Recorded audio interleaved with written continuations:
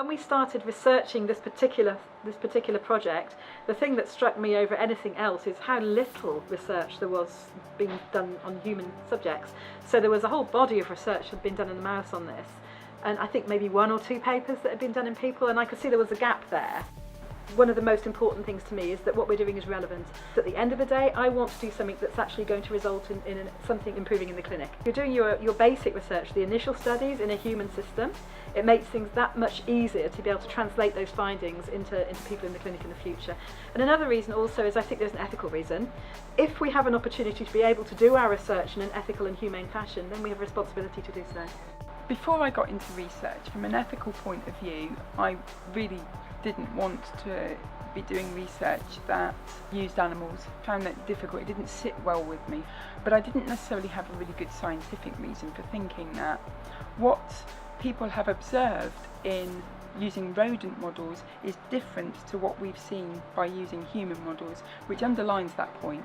So now, yes, it didn't sit well with me from an ethical point of view, but now from a scientific point of view, I can see how important it is that we are using human models to treat human disease.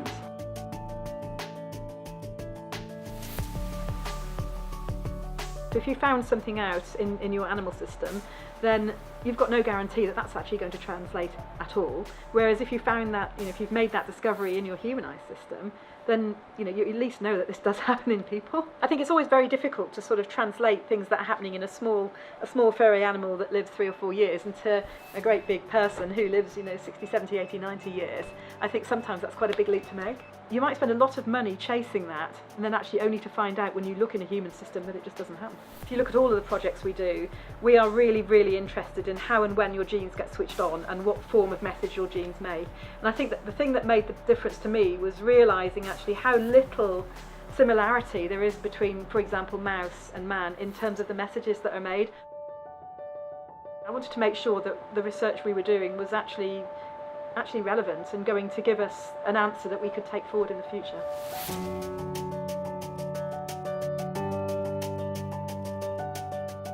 Sometimes as scientists we don't question as much as we should, and we're quite set in our ways sometimes, and we do things a particular way because that's how we've been taught to do it. So I think we need to address this from 2 sides.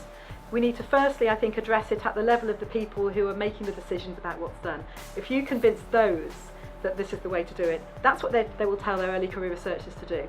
But the knock-on effect of that is that people who've come up through that system, who've been taught and mentored in that ethos and in that framework, they will just naturally do it that way themselves, so that when they progress up the career ladder and they are leading their own research groups, they will just naturally teach their juniors that's what you do. We can do none of this without help from the public. I'd personally like to really thank your supporters because they've enabled us to do this research project, which we wouldn't have been able to do otherwise. We wouldn't have made this amazing discovery without them. They can help by providing some money for us to do it. They can also help by providing an audience for it, and they can also help by making a noise actually and showing that this is important to them, and if people make enough noise, eventually people will take notice. I would like to say thank you to all of the AFR supporters. Without this, I wouldn't have been able to start my career in medical research, and also to be able to contribute to removing the need for the use of animals in research.